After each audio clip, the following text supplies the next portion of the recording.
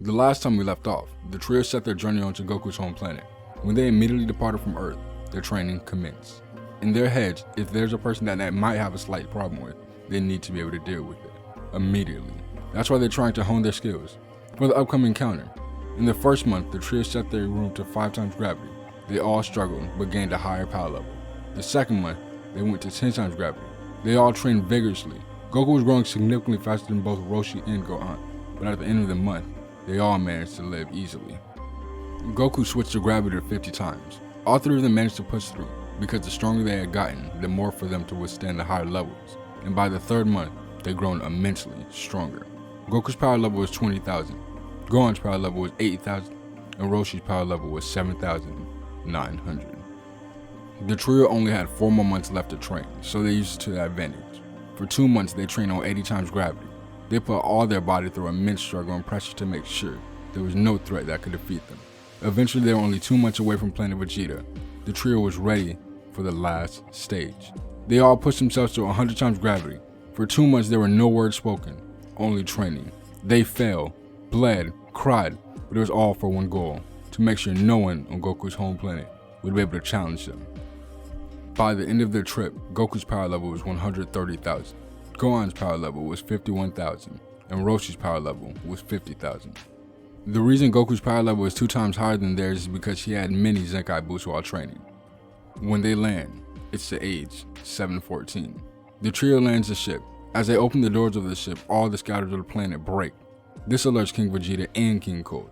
Vegeta sends scouts to check out who made this sudden appearance. He thought it must have been one of King Cold's deployment. King Vegeta and King Cold squad get there at the same time. The trio start beating up King Cold's force. King Vegeta's deployment back off. Goku and Gohan and Roshi easily beat down every one of Cold's soldiers. King Cold notices this from his ship and flies down. Goku attacks King Cold, but it does little to no damage. King Cold says, "Did you really think you were going to hurt me, boy?"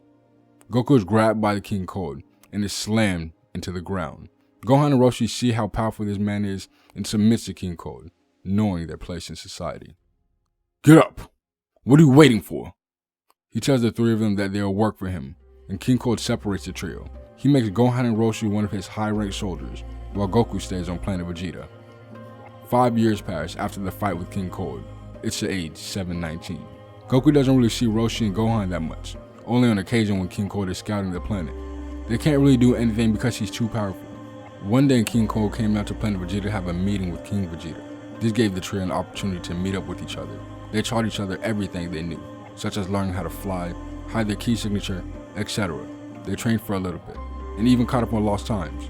But as all good things must come to an end, Roshi and Gohan had to go back to King Cold, and Goku was left once again. This hurts his feelings, not knowing when the next time he'll have a moment to see his father. But then suddenly, Goku thought to himself and remembered what he came to planet Vegeta to do. He started to look for his father. He asked every Saiyan far and wide if they saw a man with a scar on his face, because that was the last memory Goku had of his father before he was shipped off to Earth. He was sure that the person talking through the ship was his dad. He sat down on a rock wondering what his next move would be. Suddenly he hears kids laughing and playing. A little girl says, "Bardock, you can't catch me!" A little boy responds, "Stop, you're cheating!" Goku looks behind and sees himself, but younger. Well, a Saiyan that looks like him at least.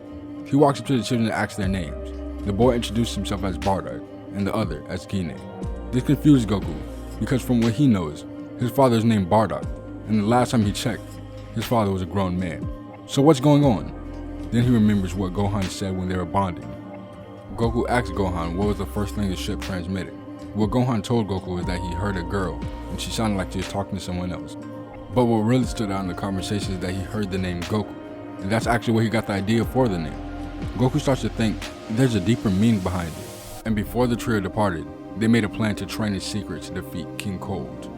The intel that was given to Goku is that there will be a meeting in 3 years concerning a matter very important to the Emperor.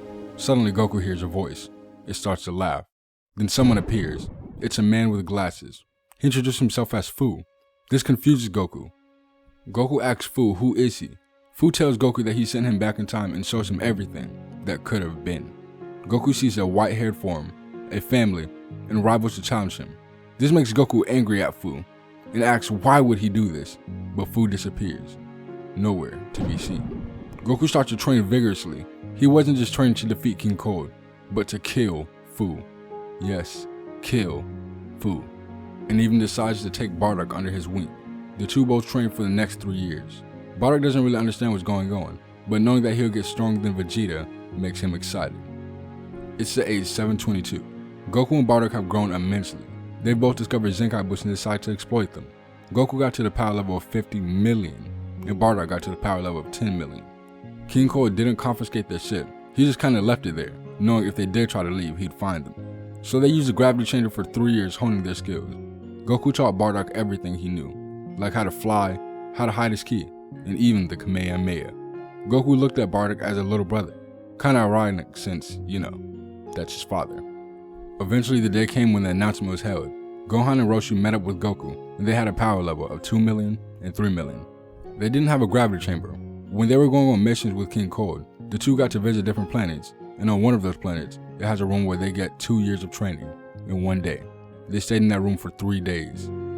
The announcement started. King Cold gathered up everyone on the planet and told them that he's having a son in 8 years, and when he releases, he must be treated with the highest of respects. As King Cold is putting out more information, he is suddenly punched in the face by Gohan and Roshi. The king says, "Traitors! I kept you two by my side and this is how you repay me?" King Cold grabs them both by the throat and throws them into the air. He shoots a death beam. Gohan gets hit in the arm, but Roshi wasn't so lucky. He gets hit in the heart. This made Goku angry. Not angry enough for it to be a catalyst to Super Saiyan, but angry enough for him to get a rage boost. Goku and Bardock both start punching King Cold, but it's no use. King Cold kicks Bardock into a wall and grabs Goku by the throat. He says, "For your insolence, you will watch your father die." Goku pleads to King Cold, "Don't do this," but it's no use. King Cold lifts Gohan in the air, similar to what Frieza did to Krillin. Gohan yells Goku's name, but in the blink of an eye, he's exploded. And Goku had to watch the whole thing happen. This doesn't just make Goku angry, but beyond that, he's infuriated. He just watched his father die right in front of him. Goku tells Bardock to leave before he won't be able to control himself.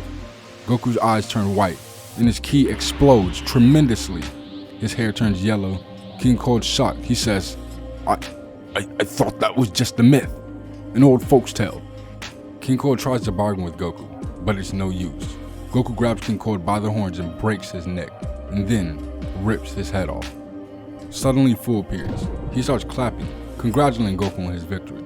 Goku tries to punch Fu, but then is shown the possibility of powers he will have. Goku is falling back on immense power he felt and saw. Goku is still angry and flies into the stratosphere to cool down. He rolls a large ki blast from his mouth.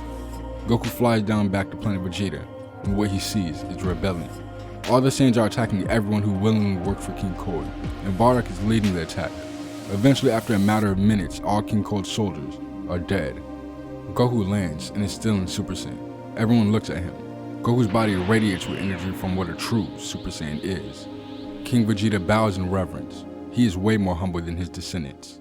He says, "From now on, this will be your kingdom. You are truly fit to run the Saiyan race." Goku yells, "No! I will not be a king. My stay will not be long after." King Vegeta says, "Well, who will be king then?" Goku points out Bardock. "At the age of 19, he will rule this planet. I will come back to this planet to see if you have honored what I have said." King Vegeta walks up to Bardock and says, "You are now the Prince of all Saiyans."